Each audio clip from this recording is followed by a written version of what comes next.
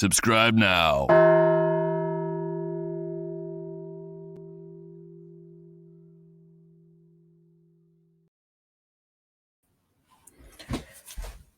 Hi, everyone. Hey, everybody. We're back. Welcome to episode 2 of the Bigfoot Influencers. My name is Tim Halloran. I'm super thrilled to be here tonight. And I'm just glad you guys are here to join and listen. We're happy to have you. And hi, I'm Dana Halloran.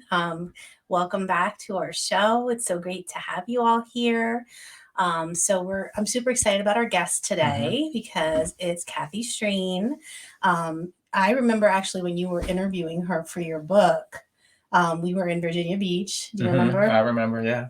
I was getting ready for dinner and I could hear, him interviewing her in the background. It was pretty cool. She sounds like a really cool lady. So I'm super excited about asking her questions and getting to know her better. Yeah, she's amazing. For those who have never listened to her, I hope you guys enjoy this podcast with her. She's just really, really, really fascinating, some of the things that she's done. So real briefly, before we get started, what's going on in the Bigfoot world? Well, there's a whole bunch of Bigfoot conferences and events coming up, which I think it would be awesome if we could make it to some of these.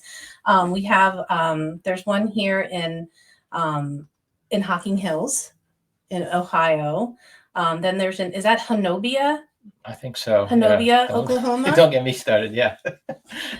I'm just doing phonetics.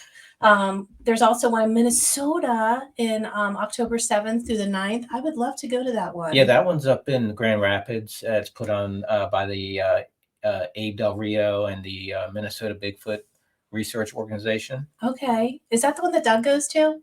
Doug Highcheck typically goes to that one. Yeah. Ooh, get to meet Doug in person. That would be so awesome. Then there's also the Texas Bigfoot Conference. That's in Jefferson, Texas. And that's, when is that? October 14th to the 16th.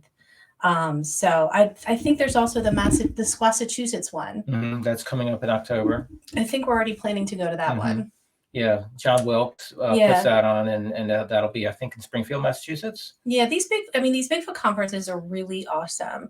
It's a great opportunity to just meet people who are also interested in the subject and, hear witness stories firsthand, just sitting at dinner with somebody. And then also, obviously, all the speakers that are there too. So we really love to go. So that's going to be a fun thing. Definitely. So back to tonight. So tonight, we are just super thrilled again to have Kathy Strain with us. She's going to jump in the studio here in a second. Kathy is a forest archaeologist and works with tribal relations. She'll get into that a little bit. She's been doing that for, I think, 24 years now. She's been involved in or interested in Bigfoot since she was a young child. And that's going to be another fun story to hear from Kathy, how she got involved or, what led her into the path of Bigfoot, which is super cool. She's previously part of the Bigfoot Field Researchers Organization, currently part of the North American Wood Ape Conservancy.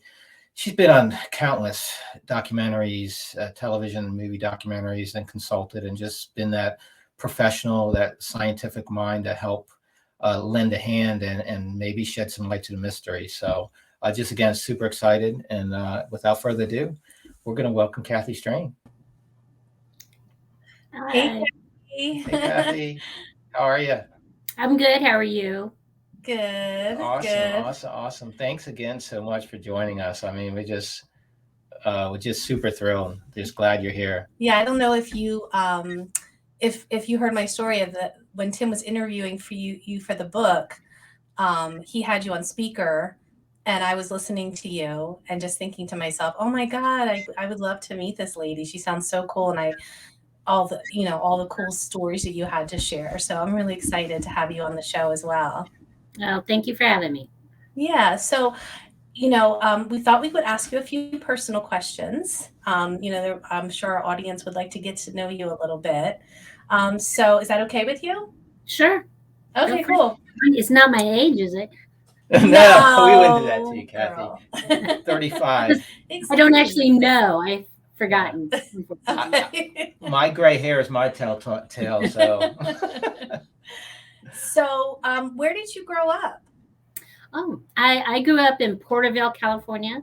Mm-hmm. So that is a small small town, not anymore so much, but in between Fresno and Bakersfield. So we're the valley where we grow a significant amount of, well, you've heard of Lindsay olives or Porterville oranges. So we're an agricultural town. Oh, that's super cool. That's really cool. In the book, you mentioned that you enjoyed gardening. So what types of things do you like to grow? Because I also am like super into gardening as well. Yeah, I'm mostly a vegetable gardener. I just Mhm. love growing like tomatoes and potatoes. I'll grow anything just to grow it. But it's weird because I don't have any house plants in the house because I killed all of them, and including the ones at work. And so I don't know if Okay. it's possible, but but yeah, and I also like to grow chickens. So I'm a huge chicken lover, and Okay. they're like pets, kind of thing. But yeah, So I you like don't eat them, outdoor things. but you don't eat the chickens. Oh no. Okay. So what is your climate like where you are for gardening? We're this was kind of a weird year. I didn't have a garden this year because the water issues that California has going Right, right. on. But typically, we don't get hot until like August into September. And so it's fairly mild in May, June, July. And then all of a sudden it gets hot and your tomatoes just go crazy and your peppers are just popping jalapenos everywhere. But it's it's a good climate. I have a good garden where the sun hits it a lot, and Okay, really good. sustainable garden boxes. And yeah, it works out pretty good. One year I had so many tomatoes, I was taking them to work and forcing them on people until I calmed down how many plants I have. So Kathy, we had tomatoes coming out of our ears this year. We It have so was- many, they're just rotting on the vine. I've canned all my tomatoes. we can't give enough away. We just can't I get rid know. of them. I the year before I had like a bad run with all my tomato plants. So I thought, let me just overplant. That way, if some don't do well, so basically they're all doing well, and I just have too many. yeah, I'm a canner too. I love my favorite thing to can is I make a lot of homemade jams, and then Ooh. yeah, I supply my dad with all his fix, as he calls it. So Aw. Does he have a favorite? yes, apricot. Apricot is his Ooh. absolute favorite, and mine is particularly good. Now, do you grow apricots in your yard or? We do have an apricot tree, but it stopped giving us reliable fruit, so I just usually get them at our local farm. Okay. We have a lot of those kinds of farming tables and stuff events where you can go and get fresh stuff from the vendors and stuff. So I just get them from them. Helps That's their awesome. business out. So Yeah, I don't think we could grow an apricot tree here. I don't think our climate Yeah, would I think sustain it. no. Winters get kind of cold here. Yeah. So Kathy, can you share with the audience, for those who may not know who you are, what's your current profession? What do you do? Oh, well, my official title is I am the Forest Heritage Resource Program Manager and Tribal Relations Program Manager. And so that's just a fancy word for that I am the head archaeologist, the forest archaeologist for the Stanislaus National Forest in Sonora, California. Awesome. So how did you get into, what led you into your career, when you were younger? Well, oddly, Bigfoot made me an archaeologist. It's all Bigfoot's fault. I saw the Legend of Boggy Creek movie when I was a little girl, and I was very, very intrigued with it. I was right at that right age, and of course, we saw things on television. We didn't really have a lot of things that went to the movies, and our television was particularly not that great. So anytime they showed the monster, it was just really this black patch. You couldn't see anything. You just saw this, hazy black thing. And I was always really intrigued.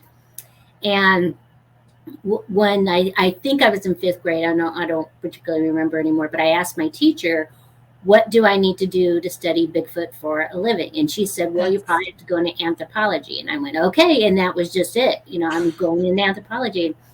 And, I figured it out. I was like, obviously this isn't going to be a paid job. But I had a natural affinity for archaeology, anthropology. My family, we weren't she'd kill me if she heard me say it, but my mom's passed now. But looking back, I think we were more hippies than I think I realized that we were, even though my mom would never have used that word. But when we went, we didn't go to Disneyland. We didn't go to carnival parks. We went on our family vacations to national parks, to national forest, to state parks. So I've been to Yellowstone like 4 or 5 times. I've been, almost in every state in the country, and we drive there in a camper, and there were 6 of us total, and we'd stop at every stupid, those historic markers on the side of the roads. My dad would stop at every one of them. He's got to read it. He's got to read it. You have to. One time we had to hike a 1/4 mile to find the marker because we were so intrigued by what the first one said. But anyway, so I just always had that natural, we camped. We didn't stay in hotels. I remember the first time I stayed in a hotel, I was in trauma, like, what is this? Why you can rent a room from somebody? And so it was always going to be something that was of interest in my life. My twin brother is also an archaeologist, as well as my son and my niece are all archaeologists, because it's just something that runs in our blood. That's and so cool. So essentially I blame that on Bigfoot, and it's even more intriguing, I think, because where I was born and raised is the hairy man pictographs, or painted rock. And in high school, I got a chance to see those paintings of what we know to be Bigfoot. But I didn't know necessarily the stories behind it. And then my very first job I was the district archaeologist for that was adjacent to the Tule River Indian Reservation. And so I would talk to them a lot. And that's how I got a deeper knowledge of what these paintings really meant to them and what the stories were behind them. So in a lot of ways, Bigfoot started it, and then it's been in my life all this time. And then your husband. So why don't you just tell everybody how you met Bob? I met him at the 2003 International Bigfoot Symposium. So I was a speaker there. It was the first time I was outing myself as a Bigfooter to other people. I mean, everybody in my family knew it, that kind of thing, but I was always behind. I was a member of the BFRO, and I would take reports quietly, but I didn't, go advertise it. And so that was the first time I was coming out as a Bigfooter, and here's my name, and you're going to be able to say that's what I do now. And Bob was, and it was a big deal. That was one of the most, I think, monumental, not just because I met Bob there, but it was the first time like Patterson-Gimlin had come out and told his story, and pretty much anybody who was any kind of Bigfooter was speaking at this event. It was just amazing time. And so I met him there, and he at the time was living in a county over from me, but that particular area was getting a lot of action at a lot of BFRO reports, and I couldn't keep up. And so I needed somebody, would you join the BFRO so that you can take this county away from me so I can just, concentrate on what I need to. And it just went from there. I took him Bigfooting for the very first time. And we actually, that's where I met Tom Yamarone there, several other people. And so I decided, well, I'm going to take them to my hot spot. It was at Lake Tahoe at the time. And I'm going to let them see what Bigfooting's about and what the experience is. And I remember Mantra Withers is my best friend. That was a research spot her and I were working. And so I'm about to call blast the Ohio How, and I'm warning everybody. And I said, okay, as I talk with my hands a lot. That's okay. Yeah. And if you hear a motorcycle in the background, it's some kid. We have lots of land around us. So I have 5 acres, and there's 5 acres next to us. And the kid likes to drive around in his little motorcycle on the pasture land. So he couldn't wait till later, but oh well. Anyway, so the people that were there, I told them, I said, now I'm just warning you, we're going to get a response. A Bigfoot is going to yell back. It always happens. This is a reliable spot. And everybody's like, yeah, whatever. And I call blast, and we get a response almost instantaneously, like not that far away. I mean, it's just right there. It's loud. You know, you almost can feel spit hitting you. And Ooh. everybody hits the ground except for Bob.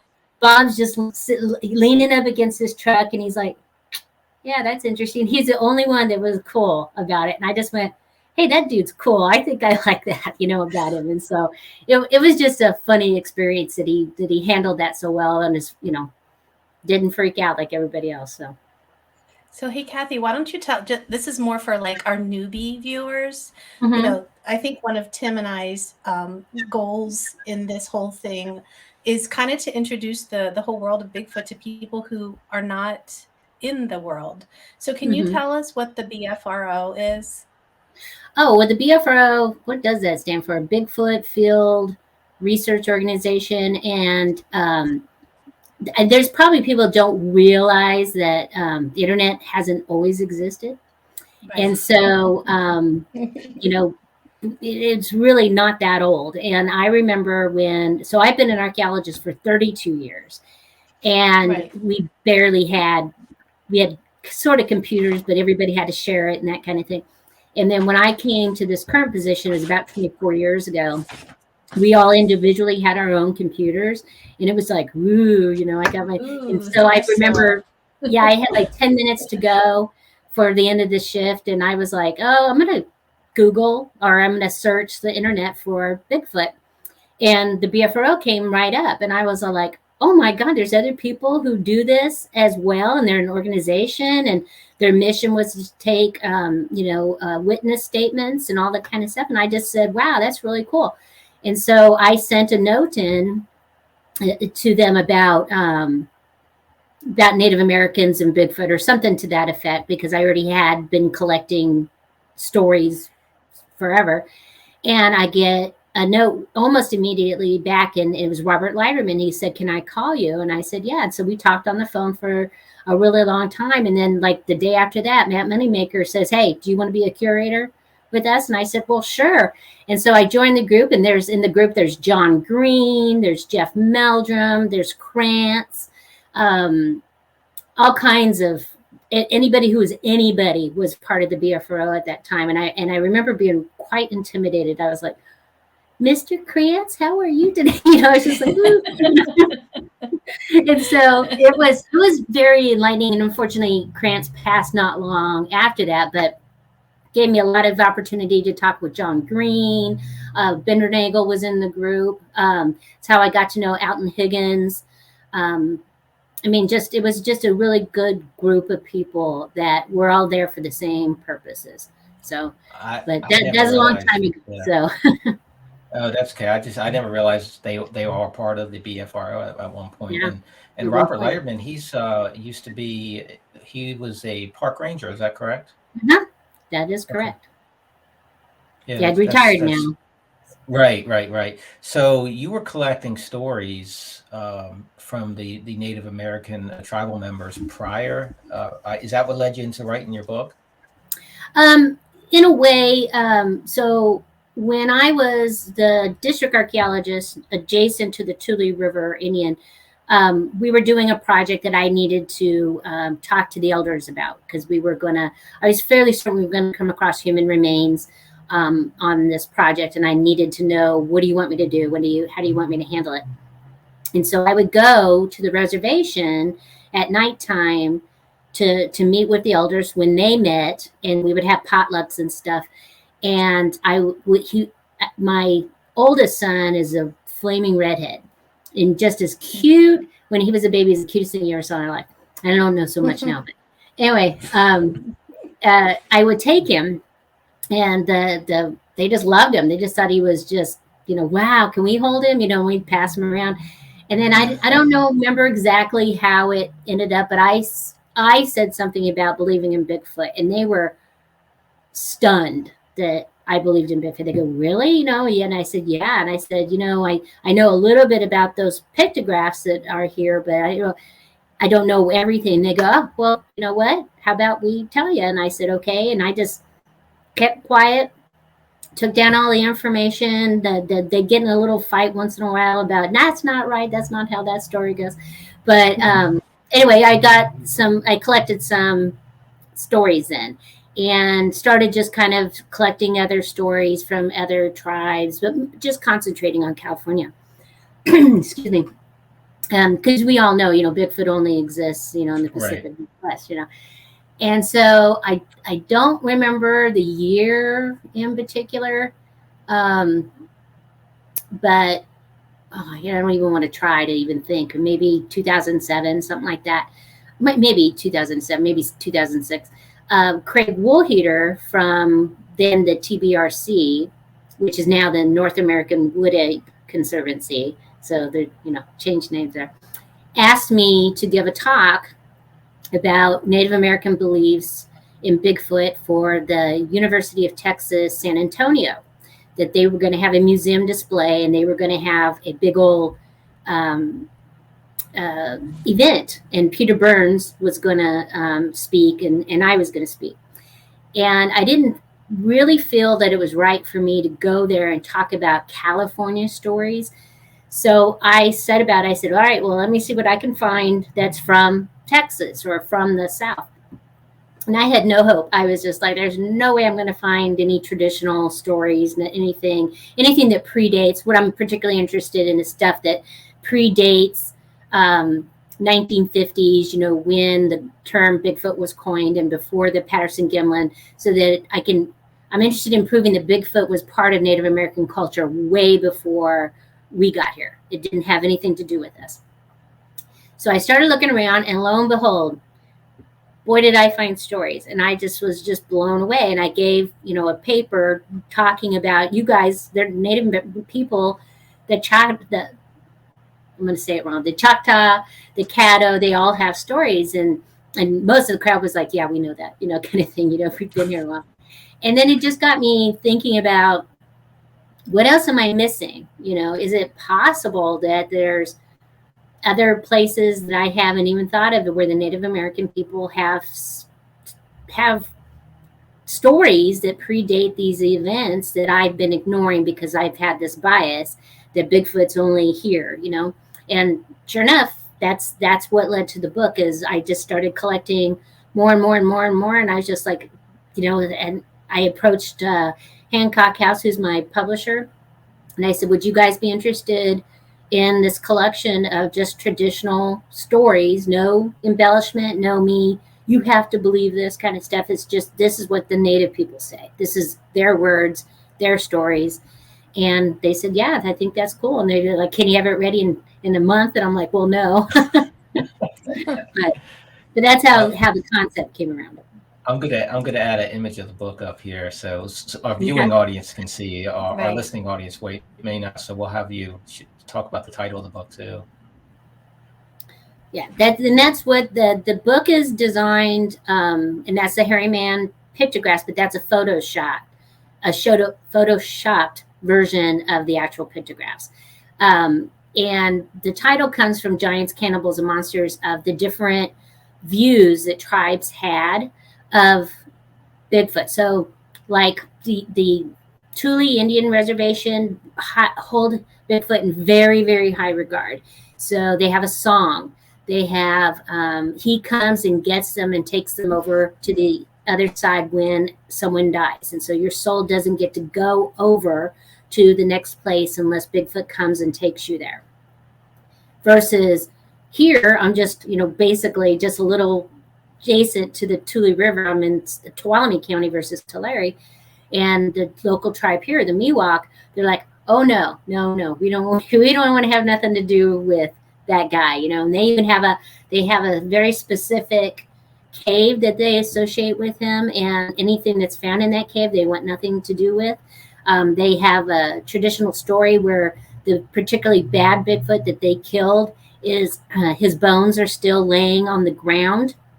And for years, one of the tribal elders made me go make sure those rocks were still there. I can tell you that Bigfoot's bones are still there. And they go, good. That's a good sign. Yeah, good.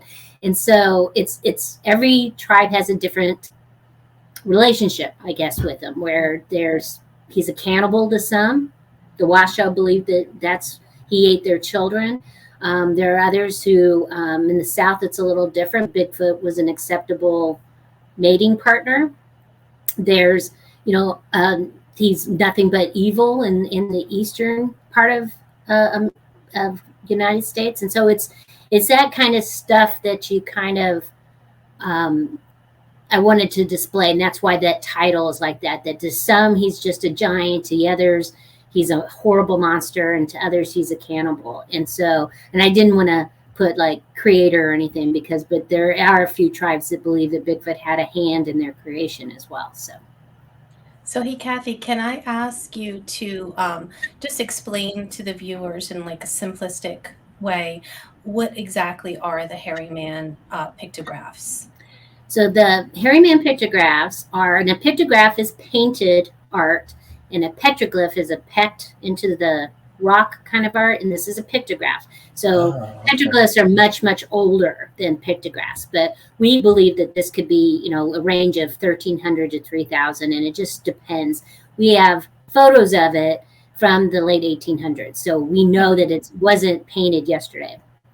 So what it shows, this is at a known village, and it's got bedrock mortar. So it was, Native Americans were living in this place, and it is very well named, documented location.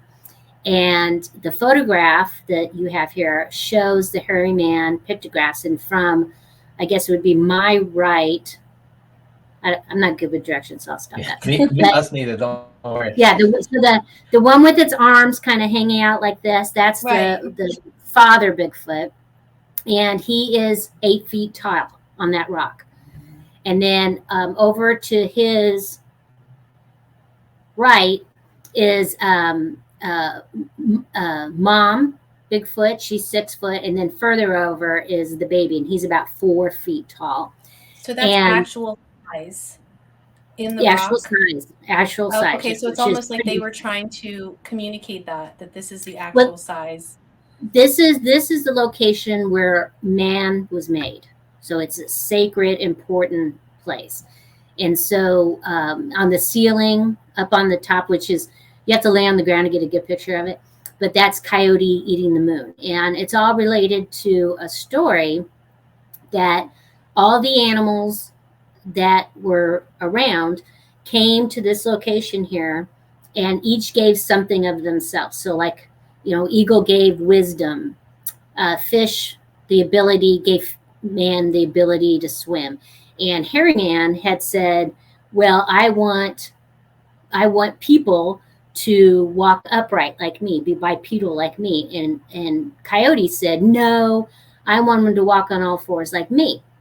And so they were arguing. Somebody had to win this, and so they were going to do a race. And everybody knows Coyote cheats. It's just accepted as fact.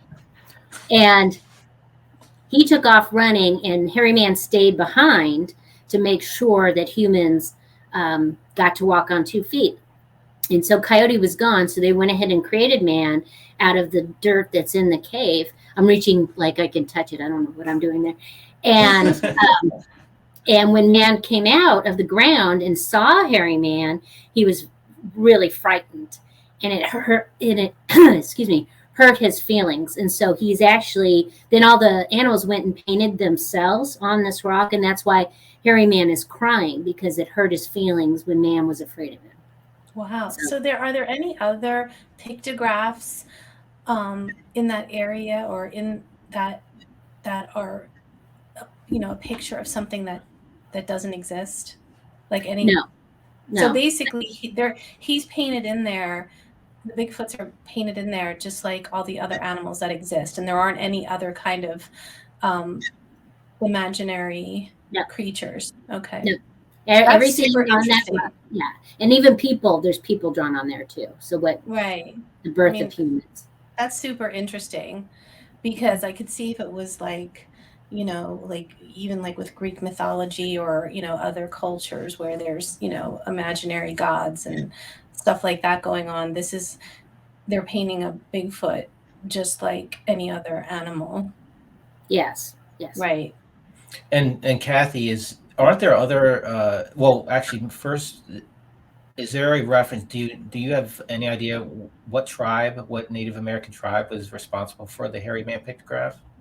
Yeah, the Tule River Okay. Indians, or we formerly call them Yokuts because we as anthropologists cluster people with language groups, and so but they call themselves the Tule River Indians, and so there's no reason to believe that they were not the creators of that pictograph. Couple thousand years ago, Wow. or Wow. is Mhm. not recently. Let me put it that way. So you found, because I've heard this in the past, you find there's other tribes that when they depict a hairy man or what we call now Bigfoot, they also depict them in with other animals that are normal, eagles and coyotes and things like Yeah. that. Is that Yes, so it's not uncommon. Tonopah is the wild woman of the woods, and Bukwas is the wild man of the woods. And when they're depicted, they're generally depicted with other animals, especially like on totem poles. There is some basketry known examples, and it's with humans. It's Bigfoot is one row, and then humans are on the bottom row. So I can't think of any, there's, like on totem poles, they're stylized in the sense of, the hawk is very hawkish, just because it's beautiful artwork, but it's hawk, it's eagle, it's whales, it's all those other animals that are in there, in the area of where these people live. So do any of the tribes refer to Bigfoot as another race of human? Yeah, they do. There are many tribes that believe that they are just another form of human, that they're a brother to them, but not necessarily that they think. I mean, I've never. Well, that's not true. I've only ever had one person ever tell me this, but most. I mean, I'm just getting it wrong. Most Native Americans tell me that they don't have the ability to make tools, that they don't make fires, that they're not like us in that sense of shared culture. I've had one person tell me that he believes they do, but that's his belief system, not that he had ever witnessed it or anything to that extent. So in general, they just acknowledge him as that other part of the family you don't really want to invite to Thanksgiving dinner, I guess, is the best. the crazy uncle?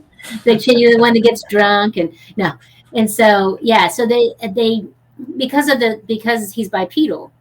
That's there's only two things that are bipedal. It's us, human beings, and Bigfoot, and so we have to be related somehow because of that. And so that's their belief system. And they also, a lot of tribes also believe that he is, well, all animals have a purpose, but in this particular area, his purpose is to guard the forest. That he's the forest guardian. And a lot of tribes believe that when Bigfoot is finally proved to be real, that's an end of an entire age, and then a new world comes about. And so that always kind of a dichotomy for me of needing to prove Bigfoot is real because I'm a scientist versus, I'm setting myself to doom if I do. So it's kind of like, Right. I don't know. So I wonder if when they say a new world, is it like a good new world or a bad new world? Well, a lot of tribes believe that like, now I'm going to mess it up. So shoot, like, I don't remember if it's the Hopi or the Navajo, but like, this is our fifth world. And so the Miwok here locally, we have had the earth has been here, but it's turned over. It's changed like multiple times. And of course we would equate that to the extinction of the dinosaurs, or, things like that, I guess, is the best way Ice to. Age. Yeah. Yeah. Okay. Yeah. Right. That's fascinating. Yeah, it is. Do any of the, we want to prove the existence. When you talk to the tribal members, do they feel they need to prove that hairy man exists? No, that they're over that. They've been over that for a long time. So it's gone from, and it's really, I've been essentially a Bigfooter all my life, and just the last, I'd say finding Bigfoot had just a huge influence on people's opinions and I'm not sure that there's more people who believe in Bigfoot, but it certainly has changed the ridicule level. In the, you never saw, outside of some tourist traps that sell Bigfoot T-shirts or some books, you didn't see it common on television. Bigfoot is everywhere. I have a Bigfoot. I don't even know what probably jerky, I guess, was what he was advertising for. Mm-hmm. And one day they were done with the display and they go, here, take this. And I go, okay, what am I going to do with this? And so it's in my office. People can see it. Nobody says anything about it. At work, I can't think of the name of this. Oops. Your mouse pad is Patty, and I've got okay, cool. all over the place, and nobody ever says anything, but years ago, I think somebody would go, why do you have that as your mouse pad, kind of thing. Nobody would do that to me because most people are afraid of me. So, which is the way I like it. But, but it's just more common now. Like my grandson is totally into Bigfoot. He's super proud of what his grandpa and grandma do. And so he proudly wears Bigfoot T-shirts to school, and it doesn't faze anybody. And I don't even know that they would have made little kids Bigfoot T-shirts, 20, 25 years ago. So it's really changed. And like I said, the 2003 international conference was, people came from there were people there from England that had come out. Wow. We had the guys, I can't remember their names, but Igor and, probably not Igor didn't come, but Dmitry, slaughter his last name, Burganov. Yeah, I can't. Don't ask me either. Yeah. Yeah, he came from Russia because he wanted to see. We had people from Canada. It was a big stinking deal. And now, there's different conferences almost everywhere, and every kind of, I turn down more than anything nowadays, just because it's logistically, we live in such a small little town. You just can't. I have to go all the way to Sacramento to fly anywhere, and then it's probably 3 flights to even get there because we just don't have we're just not as good as we should be. Well, I think Dr. Jeff Meldrum probably runs into that too, where he lives in the middle of nowhere. It's got to take 3 or 4 flights when he goes to an event, so it's a challenge. Yeah, it is a challenge. Everybody goes, but air flight, and you're like, yeah, but they don't fly directly to, this little tiny town in Indiana, so it doesn't really work. So. Yeah, we're really lucky in those regards because we kind of live out in the middle of nowhere, but we're within an hour and a half of Philadelphia, 2 hours to Baltimore, 2.5 hours to DC. So we can get. Yeah, we get a lot. We have a lot of stuff going on.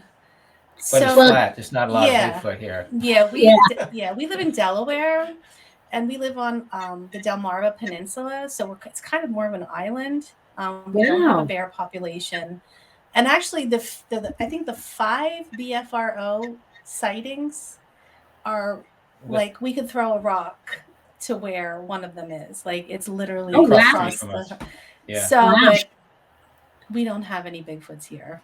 Oh, that's too bad. What's fun about, and it's really weird how things in your life happen that I came to Sonora as, when I first started as an archaeologist, so in the 1990s, something like that. And I had training here, and I fell in love with this small little town.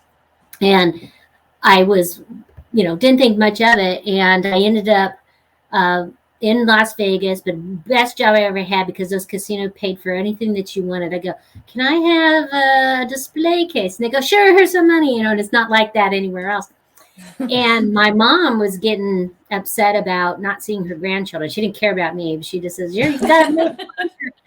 And I said, well, okay, Mom, I'm tired of you doing this. Let's see what's open. And I opened the announcements of what's open, and the Sonora job had just come open. And I was like, well, what's the chances of that? And so I ended up getting the job.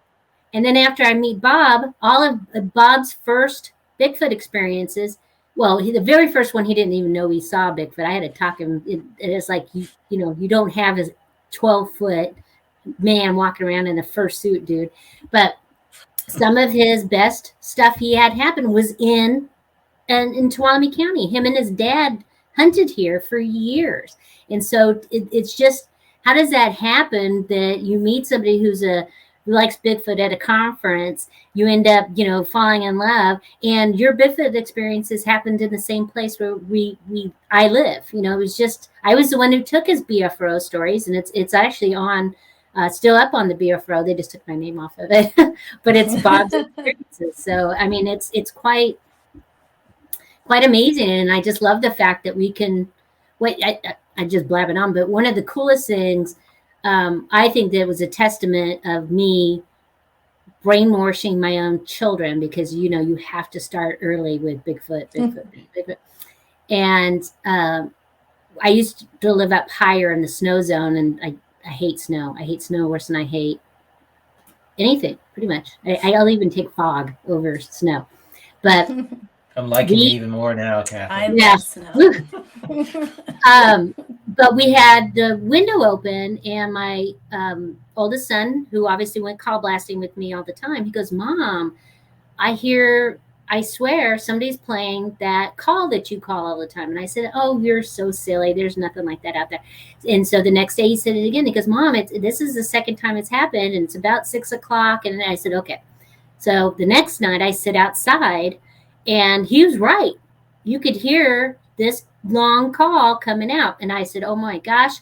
I jump in the car, we roll down the windows, and we go, and we follow, and we hear it again. And I kind of get this location and then all of a sudden, within like the next day, we started getting all this stuff from this Twain Harte area, all these sightings, all these people complaining about these calls. We had one lady that had it come up on her porch and steal some stuff off her porch.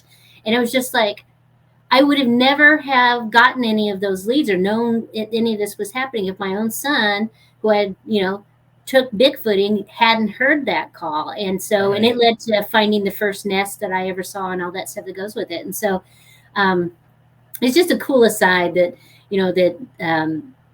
they've always been Bigfooting. I think I even have a photo of them meeting Bob Gimlin, and that's such a good story, because nobody gets this. I've got it here. Oh, yeah. Okay. So this is what year was this? I don't know, 2004, maybe even 2005. And so I don't even know how old they are. They're like 12 and 7 or something like that. Oh. And we went on a BFRO expedition up in Washington because Bob Gimlin was going to be there. And of course, the kids have been Bigfooting for a long time.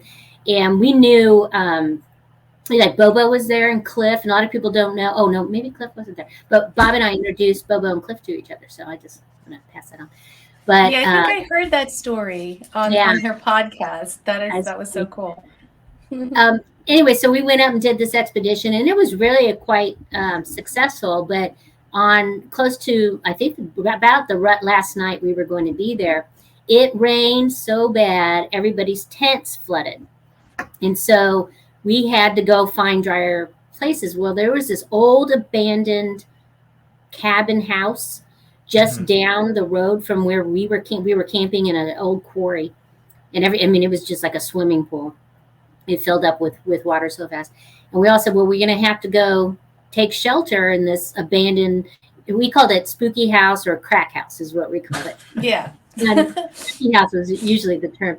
And so we said, okay, well, we're going to have to sleep here. And so Bob went and got, tarps to lay down on the ground because, you're not going to lay on that really gross wood and stuff. And we brought our sleeping bags in. Well, everybody was crowded into that. And so that night I made spaghetti for Bob Gimlin and my family. And we were had by lamplight. And Bob Gimlin personally told his entire account of how he got the patty phone.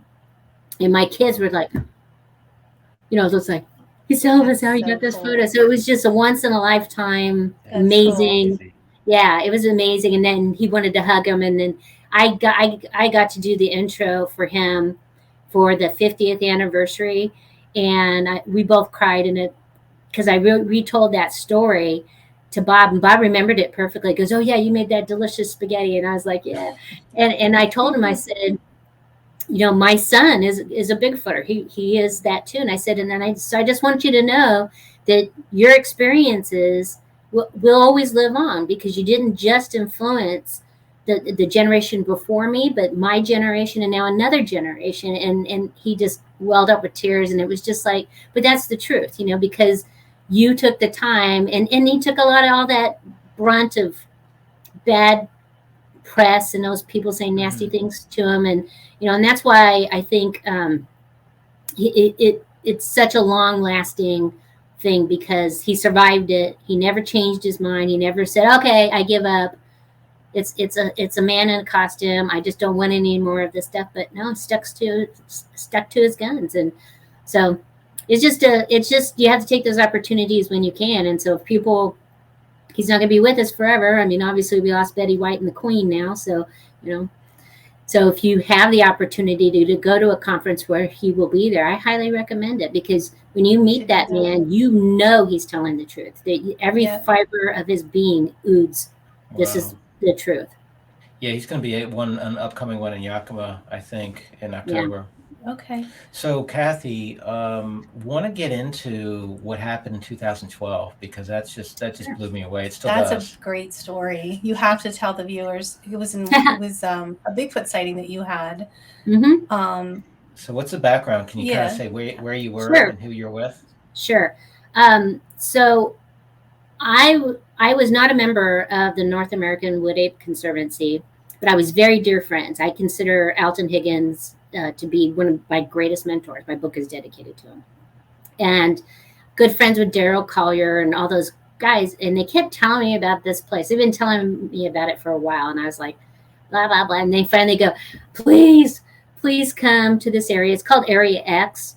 And it's in Oklahoma. But it's not X. Why do they call it Area X? Because they had 3 research areas, and it was X, Y, and Z.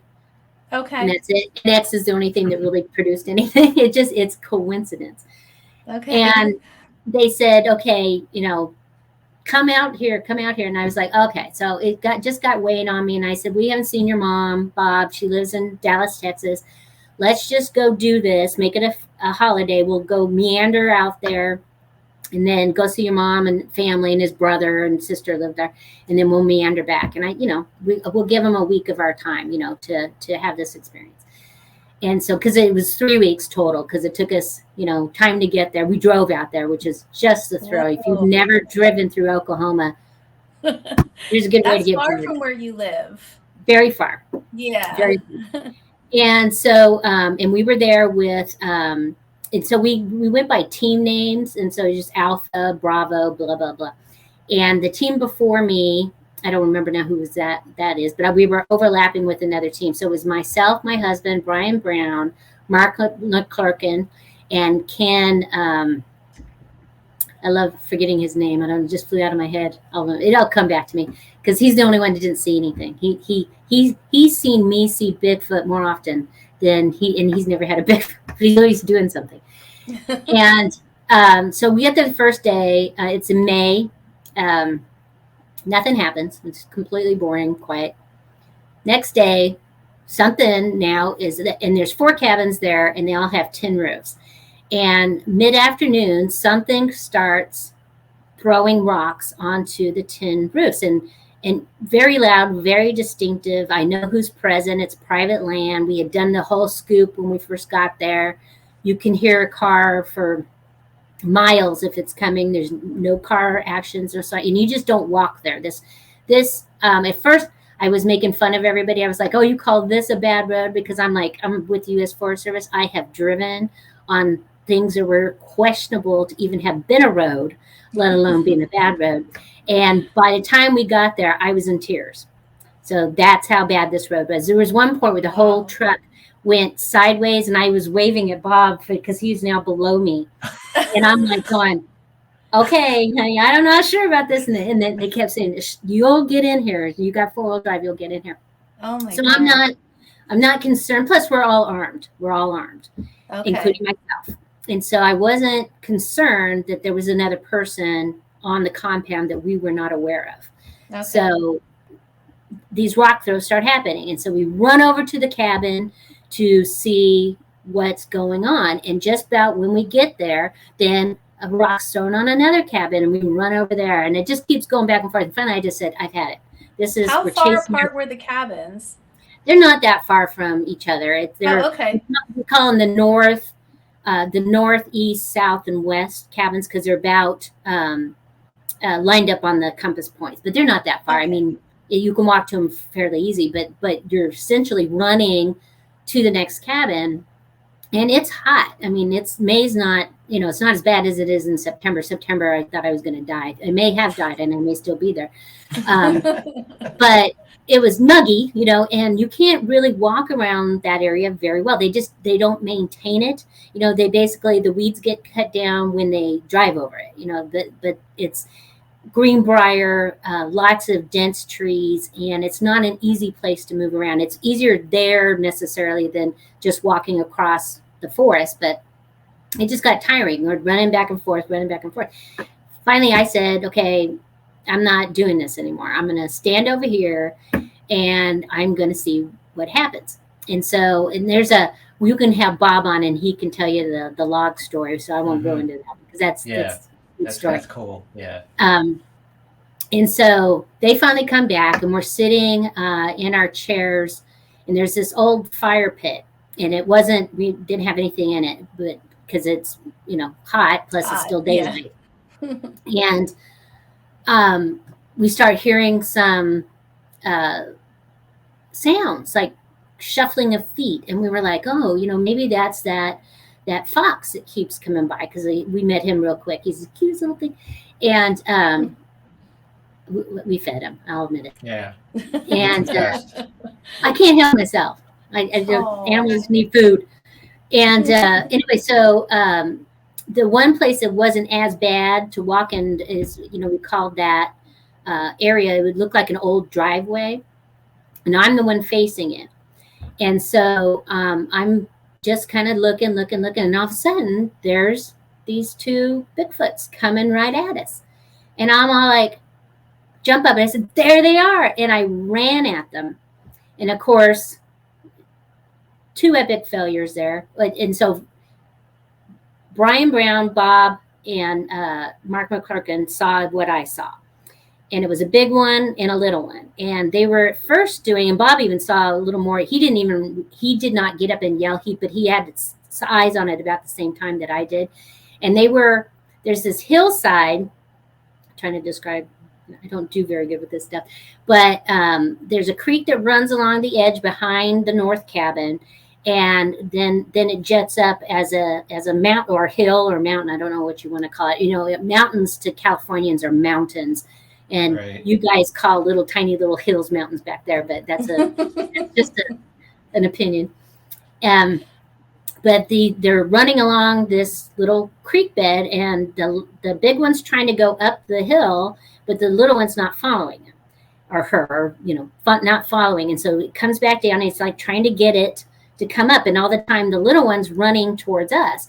And I think they were trying to get behind the shed kind of thing. We'll never know, because after I, of course, got up and started running towards them, they bolted up that hillside like nothing I've ever seen in my entire life. I mean, it was like they were on a bungees, and somebody just let go, and they just went choosh, just as fast as that, and no sound. So they were loud when they were running towards us, and then all of a sudden they run up that hill, no sound at all, just as like they flew up it. And what I always found interesting is the big one did not wait for the little one. There was no, just gone. And so I get there, I'm within yards of it, and I'm going, I only got a couple seconds, to take in what I can take in. What can I see that I can document in my brain? And so I fixated on the big one because it was big and, not like, 8 feet. This is probably a 6-footer is what I guess. And it put its hands down. It put its head down, put its arms like this right next to its side as tight as it could. And it just bent over and just powered through it. And the muscles on its buttocks and thighs were just, weightlifter. They were just incredibly, and I could see the muscle, and I could see how it was just choom. And the little one, that was it. I didn't pay any attention because I thought it was a little further the big one was directly in front of me going up the hill versus the little one had moved over and was going up the hill on this side. And so, and I didn't dare continue running towards that when I needed to get a view. And then everybody runs over with me.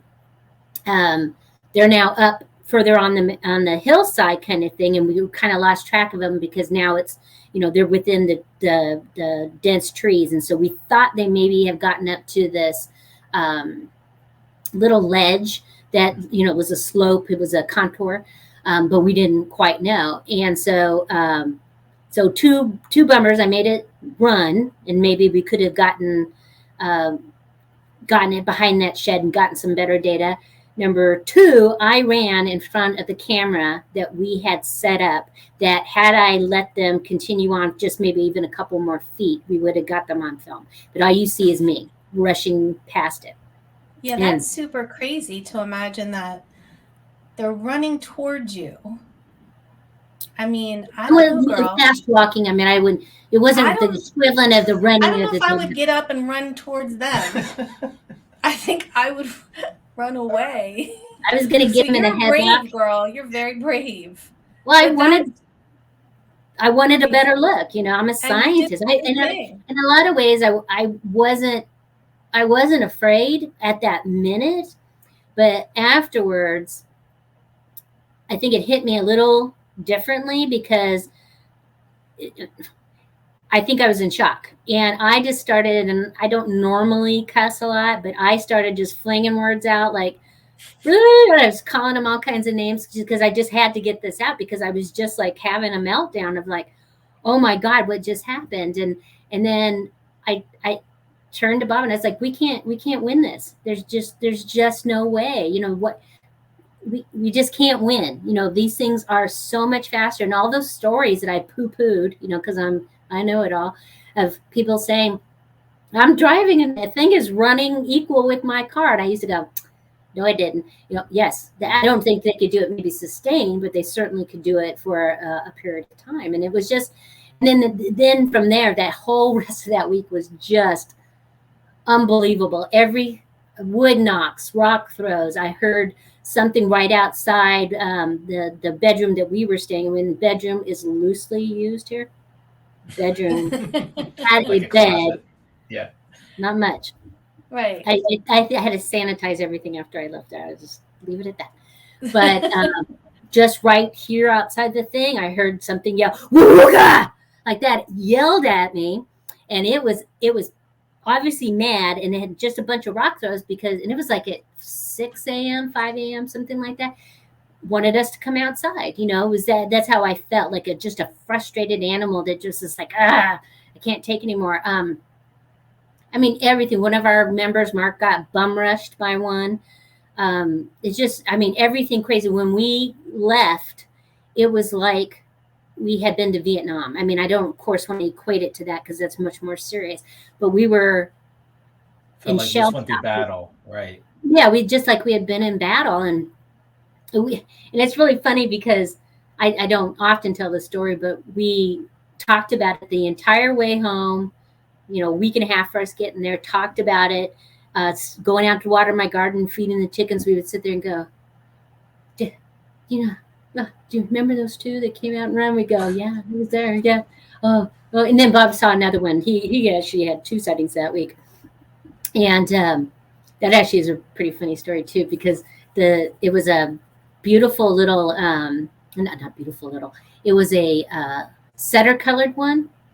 And we were out with one of the cabin owners, and he was doing something anyway. And he's talking to us, and we're dodging rocks because the rocks are getting thrown at us. And we go, whoo, okay. Whoo. But we didn't really want to say, hey, do you know there's Bigfoot here? We just kind of wanted to play it cool kind of thing.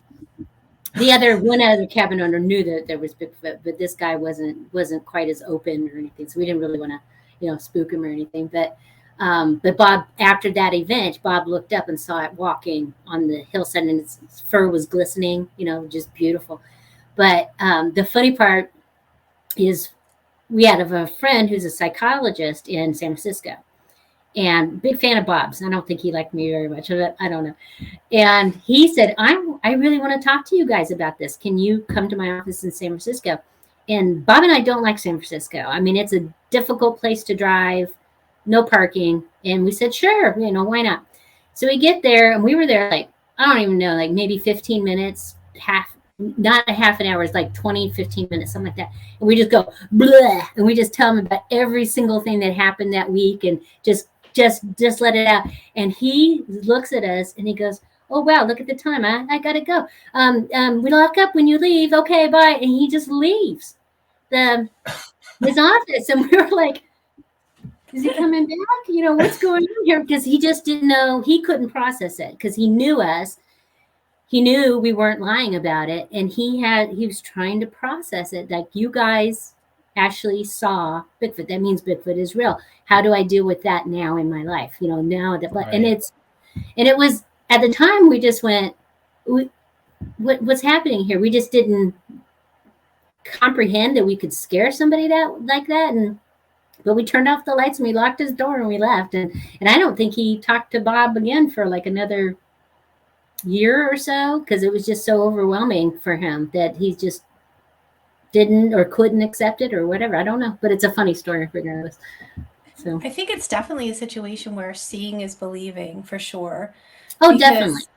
I mean, and 4 of you. There were 4 of you. There's footprints. There's nests. There's we don't have a lot of evidence. No.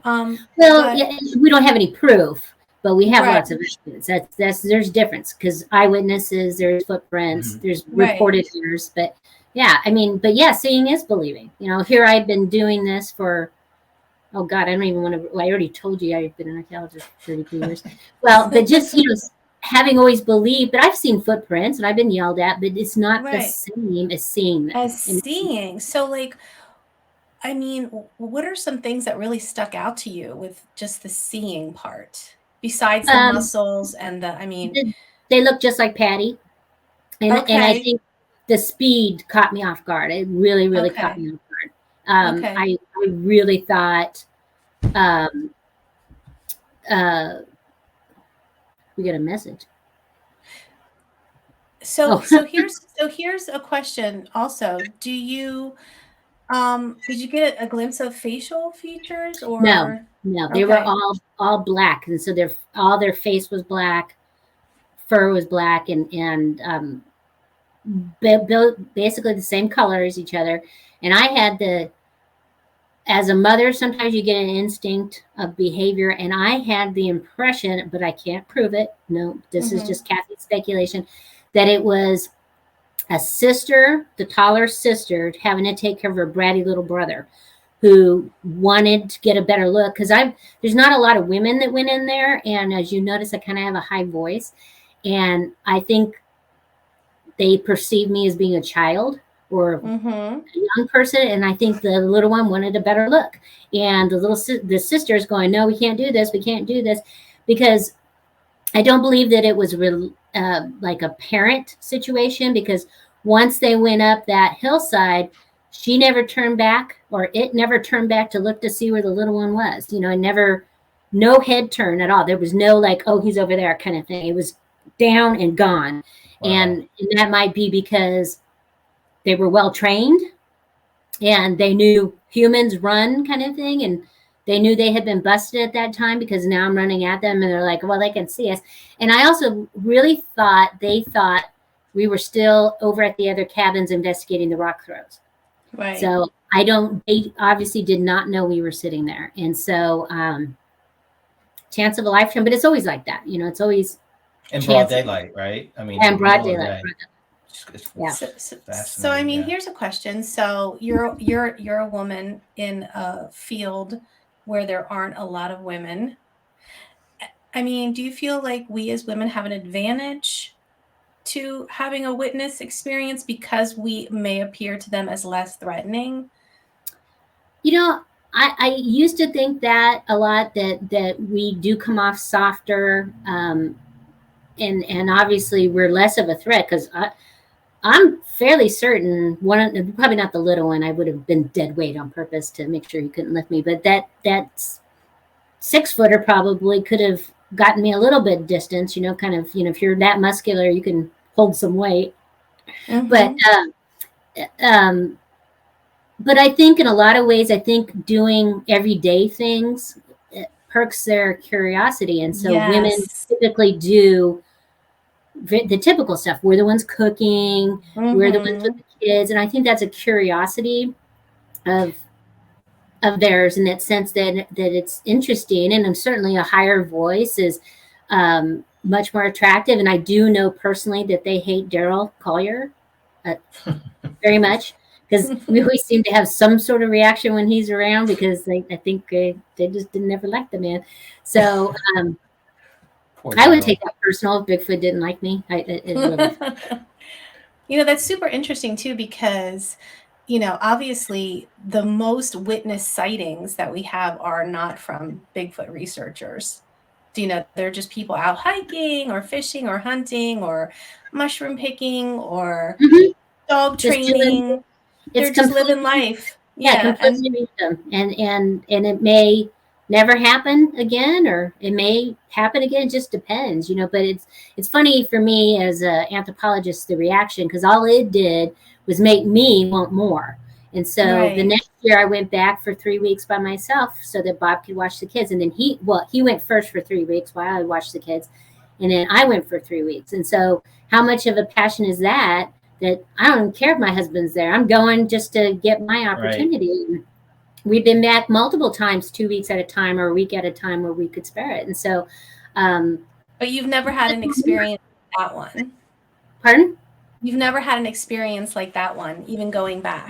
No sightings before. And then in 2013, I saw a baby one, and then in 2014, I saw the Big Daddy, the old gray. And I don't particularly want to see him again. He's a little bit too big.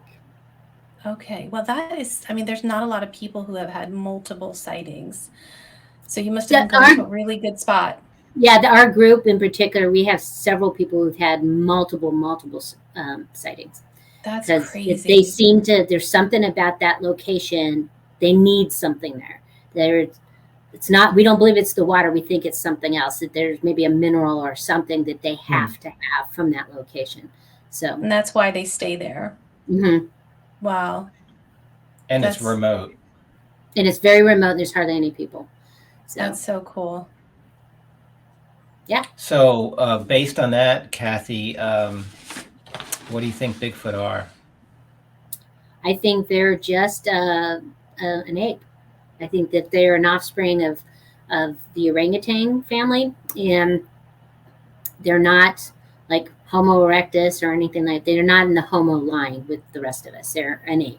And there's something, once we find proof, that DNA will tell us where they separated from different species of apes. And we'll know. And we'll know everything we need to know once we get that. We'll be able to look at their vocal cords. We'll be able to look at their hands. We'll be able to determine a whole lot of stuff just from that. And hopefully it's sooner rather than later. And hopefully the world doesn't end and start over. And just to make the next or Earth have to figure it out that Bigfoot's real. I'll have to stow something away so he was really real. So. Well, it's definitely been fascinating, and I know you've been so gracious with your time, Kathy. We should probably wrap it up here soon. We really appreciate it. Yeah, no problem. How can people keep up with what you're doing?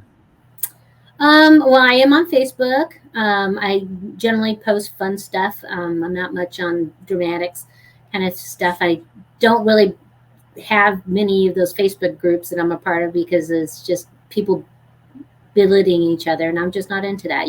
We should be bringing people up, not bringing people down. And then, of course, the NAWAC website.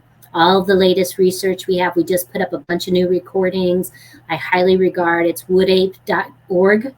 And you can read all kinds of resources there for free of things that have happened to us in Area X by looking at it's called I call it Ouachita, but it's the Wichita monograph. And so you can go there, download it, and read it for free. And you can see our methods, see what experiences people have, and enjoy yourself. Cool. We'll have to check it out. Yeah, definitely. Well, I'm actually an associate member, but Sorry. Yeah.